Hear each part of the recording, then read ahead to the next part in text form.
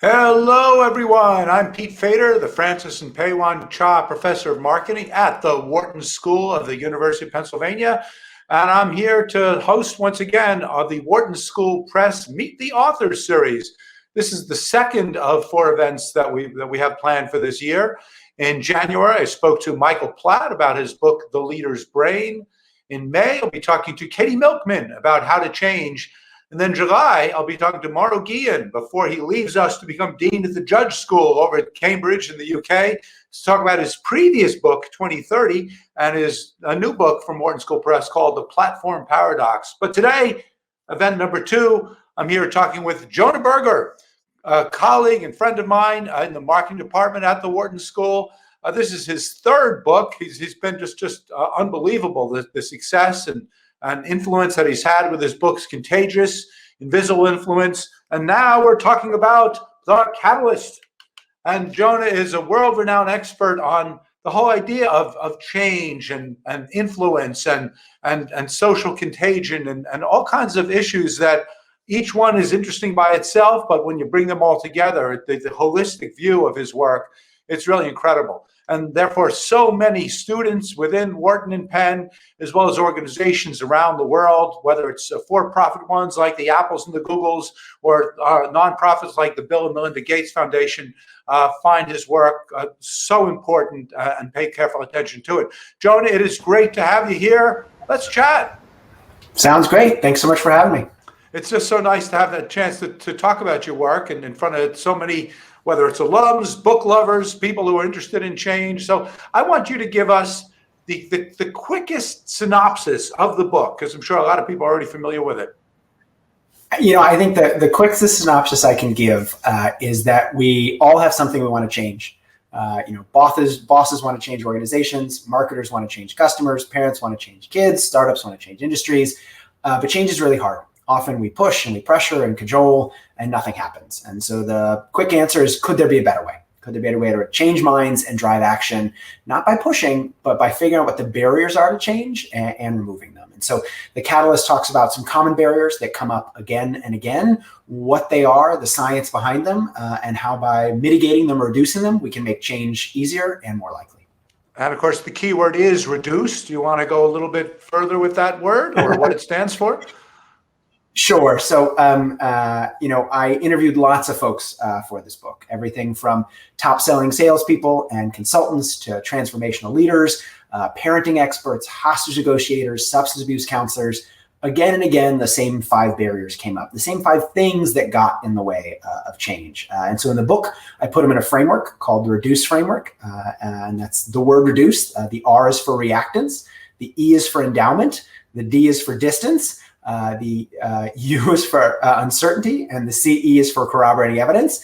And each of those is a barrier that comes up in all sorts of situations again and again. And by understanding them and why they get in the way, we can mitigate them and make change happen. And of course, we don't have time to elaborate on all of that, but I really do encourage people to actually get the book and read all about it. But let me just focus on the framework a little bit, because you're obviously choosing them to go with this very memorable framework. But does that reflect the order in which you would use them yourself or recommend them to others? Like, what would be the actual hierarchy? That's a great question, Pete. And the challenge with the framework is you're forced to use words that people know. So I wouldn't say that that's the order in which they necessarily occur, right? Endowment is sort of our attachment to the past. Uncertainty is sort of our fear or the risk of the future. Reactance is something that comes up when we try to get change to happen. Distance is same, comes up in the process of change. Corroborating evidence is when by ourselves, our work may not be enough. Adding others in can often be really helpful. But I think all of them are important. I mean, I think that the key insight is we're attached to the status quo. Right? We are attached to the things, the products, the services, the ideas we've done previously, and are scared of the new stuff. There's a great paper, for example, that shows the longer people have lived in a house, the more they value that house above market price. Why? Because I've lived there. I've experienced it. It's hard for me to imagine letting it go. And so whether we're talking about people selling their homes, whether we're talking about customers buying products, whether we're talking about employees starting new initiatives and letting go of old ones, it's really hard to get them to change because they're attached to the past. and because the new things are necessarily a bit riskier than they see the old ones. And so what about in your own personal life? Has this framework either arisen from or influenced some of your own decisions and changes? What I will tell you is that I am terrible at making decisions, and I am just like the rest of us, not very good at changing in my own life. So, but I've used the principles of this book, or have seen the principles of this book used in my own life, and that's part of why I've written about them. So there's a great story in there about uncertainty and reducing uncertainty and how we can lower the barrier to trial. If you think about lots of freemium models, for example, right? Many of them make it easier for people to experience the value of something by lowering the upfront barrier to trial. And you might say, okay, well, freemium's neat, but how does that apply to your personal life? Well, look no further than our dog. So a number of years ago, I was walking around in sort of North Philly having dinner and walked by an animal rescue place called Street Tales Animal Rescue, wonderful organization that finds homes for dogs and other animals. And I'd always wanted a dog. I had had a dog growing up, but didn't think I was ready for a dog. I was worried that I'd traveled too much, or I might not be a good home for a dog. How did I know that I was really ready for a dog? And so my girlfriend at the time, now my spouse, and I were walking by. We said, oh, we'll just walk in and check out these dogs in the window. Very cute dog running around, jumping up and down, really happy, wonderful dog. Petted the dog, had a nice few minutes with the dog, was walking out the door when the very nice volunteer goes, oh, well, you look like you like that dog a lot. I said, yeah, it's a wonderful dog. And she's like, oh, well, why aren't you picking up this dog? I said, oh, I'm not sure. Am I home enough? Am I going to be able to walk it? Blah, blah, blah, I work long hours, all these things. And she said, oh, well, we have a 2-week trial period. And now a 2-week trial period isn't freemium, right? There's no free version of the dog and premium version of the dog. It's the dog. And you still need all the stuff up front. You still need to get a leash and a collar and a crate and some food and all those other things. But I ended up taking this dog home. I said, well, look, worst case, I'd be a terrible person if I did this, but worst case, I can bring this dog back if I'm not a good dog home for it in a week or week and a half. And 8 or so years later, Zoe is now an integral part of our household. I just took her for a walk just this morning. She is a wonderful puppy, but without this, she might not be part of our lives. But the point here is that these ideas, whether it's easing uncertainty, whether it's reducing reactance, whether it's shrinking distance, they come up everywhere, right? They come up in freemium techniques when we're selling software as a service online. They can be used by animal shelters where they're trying to get people to adopt more puppies in this case, from politicians to products and services. The same key barriers apply.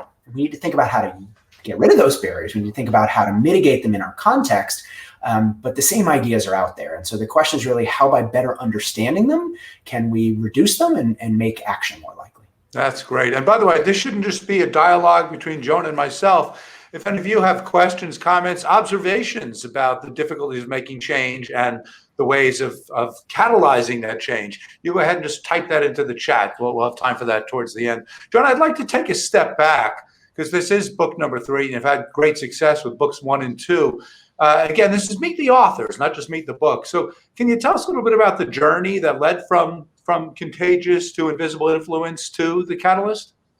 Sure. Yeah. And it's fun telling you this story because we're both in the same department. But as you probably are well aware, as a young faculty member, I spent all my time doing teaching and research. So 97.9% of my time doing teaching and research. Once in a while, a company would call and ask for help, or I might be asked to help with something, did a little exec ed here and there. But Contagious, my first book, came out, and it kind of changed my life a little bit. I was hoping people would read it. I was hoping it would have an impact. It ended up having a little bit larger of an impact than I had expected.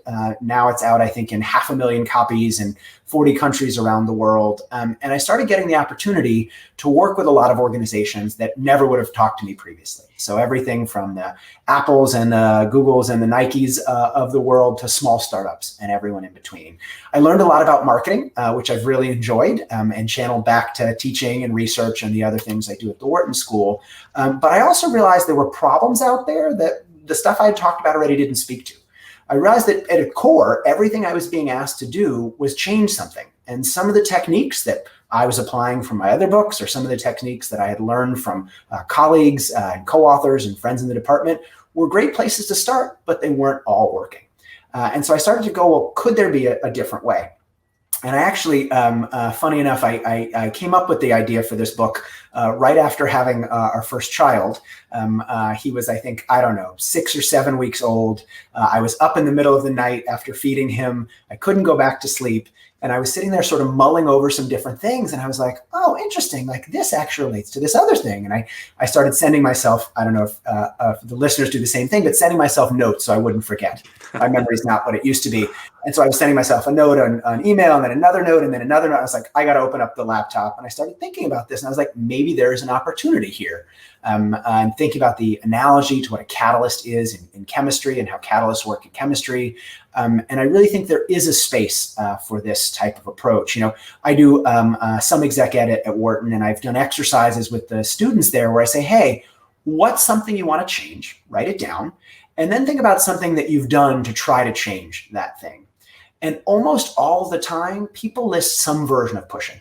Some version of, let me give them more information, more facts, more figures, more reasons, list, make a presentation, send them a PowerPoint deck, make another phone call. And it's not that those things aren't useful sometimes, but they don't always work. And one of the reasons why is we're pushing rather than removing barriers. And so that's really what this book focuses on, how we can get rid of that barrier blindness, how we can be more aware of what the barriers even are in the first place. And once we've identified them, how we can mitigate. So I got to ask you on a meta level, you're putting these ideas out there, or dare I say, pushing these ideas out there. Do you encounter any reactants to the book, to some of the ideas? Are there people pushing back, saying that's not right for me, that's not appropriate? What's been fun about this book is I've applied it on 2 levels or multiple levels. One at the home with my family, with our 3.5-year-old now, who these things work reasonably well with, which is fun to see. But also, you're very right. I've gotten the opportunity to talk about these ideas with a range of different audiences. So later today, I'm actually doing a quick speaking engagement with Nike. This morning, I was talking to a group about parenting and getting your teens to stay off drugs and do different sorts of things there. And it's been fun to see the ideas with these different audiences. And what I will say is not every idea in this book is equally easy to apply with all these audiences, right? Certainly, there are certain tactics that are easier to apply to a boss or a colleague, others that may be more applicable to a client or a customer, others that work really well at home, and others that may not work so well at home. But I think the common thread of identifying barriers is one that is useful across these areas. I think a good analogy is when you walk into a doctor's office, the doctor doesn't start by saying, let me put a cast on your leg. Right? The doctor starts by taking a piece out of the Peter Fader playbook, which is putting the customer in the center and understanding what the problem is, right? Let me figure out what that customer needs, in this case, a patient needs. And only once I figured out what they need, then I try to move them towards the solution. And I think that's one of the problems with change, right? Too often with change, we're so focused on us and the outcome we want to achieve. And we're so focused on the things we think we could do to get the person there. We don't focus as much on them. Right? We don't start with them, start with understanding, figure out where they are, and then by starting with them, move them towards us, which is often a much more effective strategy. That sounds a lot like marketing. That's what it's all about. It does. And this, the book is actually almost exactly a year old now. So, congrats on launching a book right at the beginning of a pandemic. That was good planning there. But so you've had a year now and a very, tumultuous year with so many things going on. Besides other examples arising, has this past year with COVID, presidential election, so many things going on, has it at all changed your perspective on Catalyst, on the reduced framework and so on? Yeah, the fun thing about writing a book is you don't write a book the day before it comes out. As you well know, it's often months, if not years before the book comes out. You make some statements and then the book is out there and then it's in the world and you can see how it relates to the world. I think what's been fun is to see many of the things relating to vaccines and masks and all these other things relate to a lot of ideas in the book, which has been fun to see. But I think it's also been an interesting time to think about change more generally. Right? We all have the status quo bias. We all tend to stick with what we're doing already and avoid new things.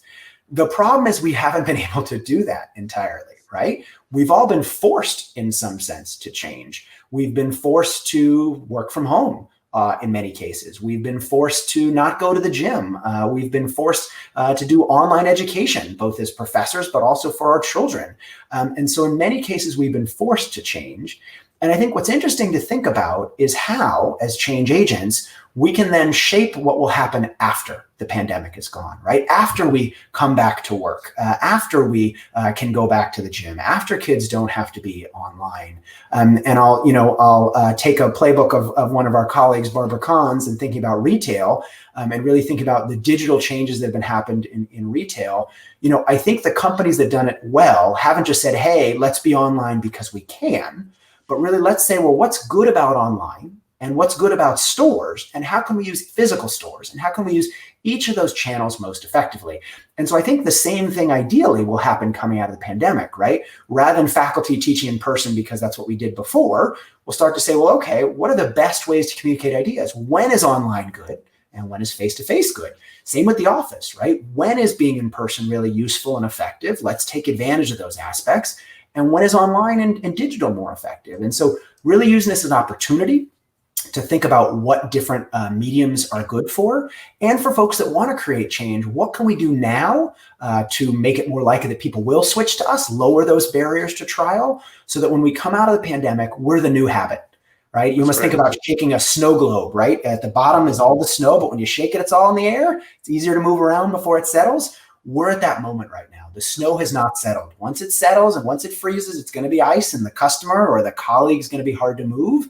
Now's the opportunity to move them. And so how's the best way to do it before we revert back to what we've done before? That's great. That's such a great example of taking all this chaos and using it to reshape things into a better tomorrow. I love that. But look, here come the questions. Whoa. Are you ready?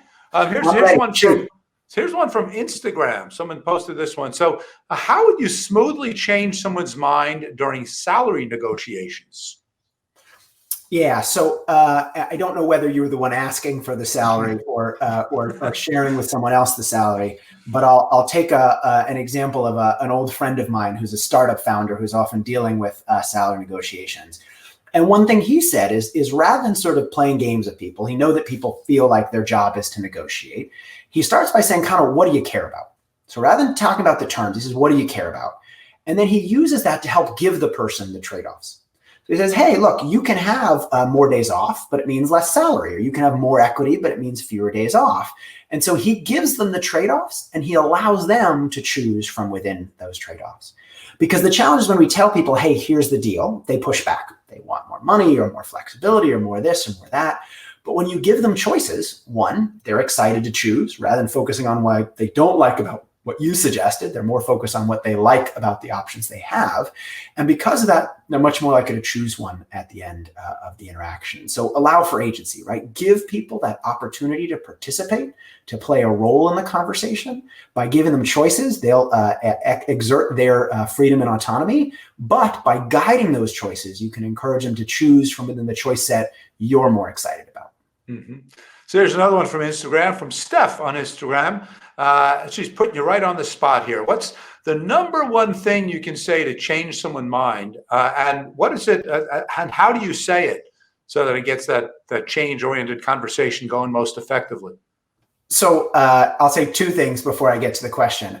First, I love questions that are basically like, look, you have a book and there are 5 principles. What's the one thing in 10 seconds I need to know so I don't need to do the rest? I love the desire to have a quick fix. I completely understand that. I think the second thing I'll say is if you're interested in language, I don't talk a lot about language in the catalyst. I talk a little bit about language, but most of the academic work I'm doing at the moment is around language.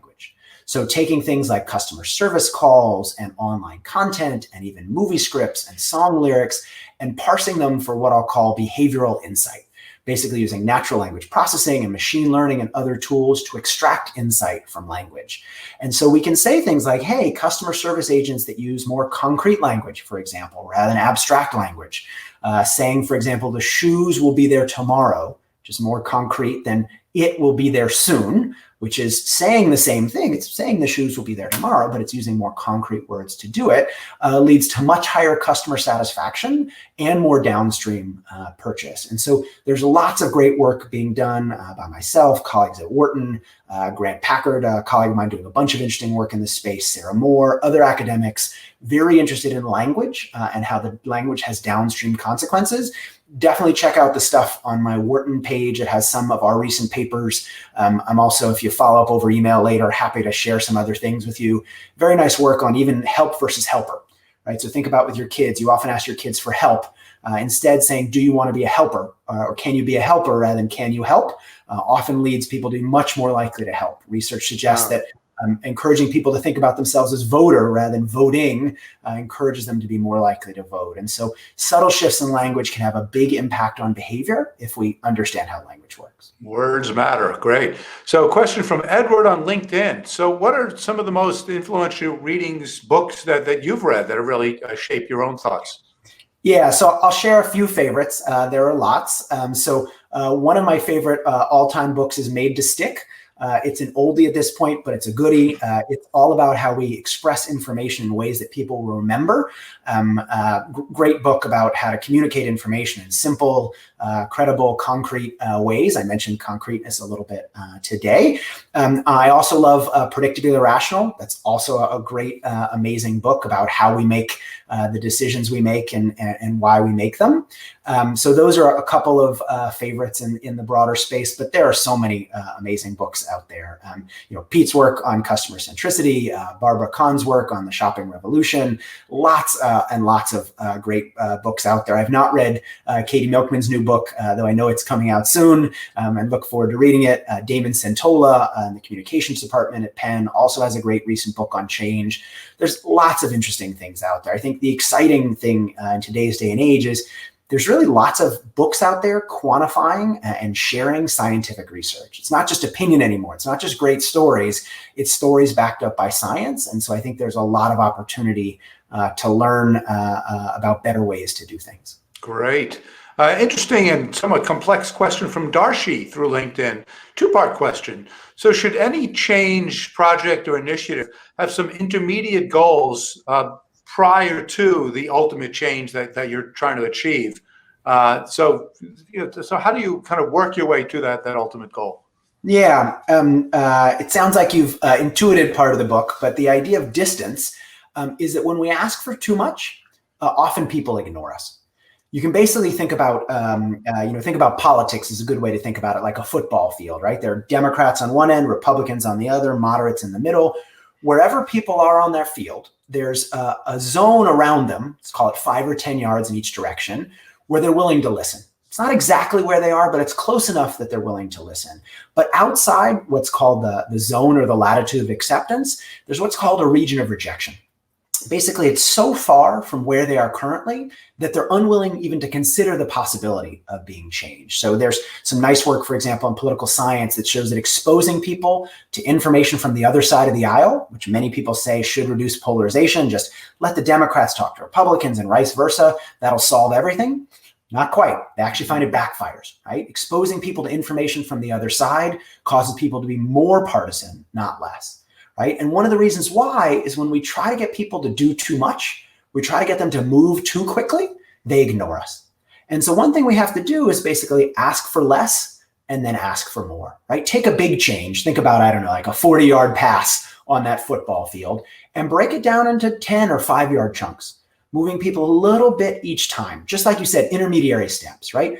All of us want big change tomorrow. Right? We want the boss to change their mind. We want the client to change their behavior. We want people to switch from one side of the politics aisle to the other, but they're not going to. And particularly ask for so much, they're going to ignore us. So one thing we need to do is start by asking for less. Encourage them to move just a couple yards in our direction. And then once they're there, encourage them to move a couple yards more. Product designers often call this stepping stones. Right? When releasing a big new version of a product or service, rather than doing a really discontinuous innovation that's so different from what people are used to that they might ignore it or think it's too scary, they actually in some sense dumb it down a little bit. They release a weaker version of it that's closer to what people are doing currently to move people a step in the right direction. right? Rather than fording a big river, if there's a few stepping stones along the way, it's much easier to cross. Same idea here. Takes a little bit longer, but is much more likely to lead to action in the end. So now here's the other side of Darcy's question. What happens when the situation, for whatever reason, demands quick action, where you can't take those short passes? Does that change the way you use the framework? I think it does in some senses, but note that there are pebbles and there are boulders, right? So what's a pebble? A pebble is a small change, right? There are certainly pebbles that we can move quickly. But if we're dealing with a boulder, if we're dealing with a really big change, if we're dealing with a digital transformation of a large Fortune 500 organization, that's not going to happen tomorrow, right? If we're restructuring the entire way we think about a business line, that's not a pebble, that's a boulder. And so while we would love things to change tomorrow, and we would love everybody to get on board with the change, we're probably going to have to do a little bit more work than that, right? If you think about, the Grand Canyon, for example, it wasn't like, God just said, let there be the Grand Canyon, and there was, right? There was a little bit of water that became a stream, that became a river, that eventually sort of edged out a gorge, a large gorge that eventually became the Grand Canyon. And so sometimes big change, those boulders, take a little bit of work if we're willing to put the work in. Last question from Vitaly on LinkedIn. So what's your proudest story of how your framework has led someone to change their mind? I think the proudest moments I have as an author are when you get people sending you an email, someone you didn't talk to, someone you didn't meet with, but they said, I tried this and it worked. Right? This finally got my kids to listen to me. This finally, after months of hemming and hawing and trying to get my boss to do something, this got them to come around. And those are the proudest moments, right? Part of why one writes a book is to give science away, is to help all the great research that, the colleagues at Wharton and more broadly have been doing, help more people find out about it. And when people use it and it works, it's an amazing feeling. So thank you to all the folks who have sent me notes about how you've used the Catalyst and how it's worked for you. And I hope to hear from more of you soon. That's great. And that's what it's all about. For us, it's all about knowledge dissemination. And as much as we focus just on the research and our own students, getting these books out there can often be just so much more effective. So I want to thank everyone for joining in, especially you, Jonah. It's been just great talking to you. I think it's just always interesting to hear what you have to say and get your responses to other people's questions. So thanks for taking the time, Jonah. Thanks for having me. And the Catalyst is available everywhere, but including the Wharton School Press bookstore.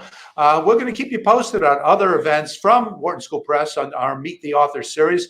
Remember, in May, it's going to be Katie Milkman talking about how to change. It'll be a perfect segue from what Jonah's been talking about here.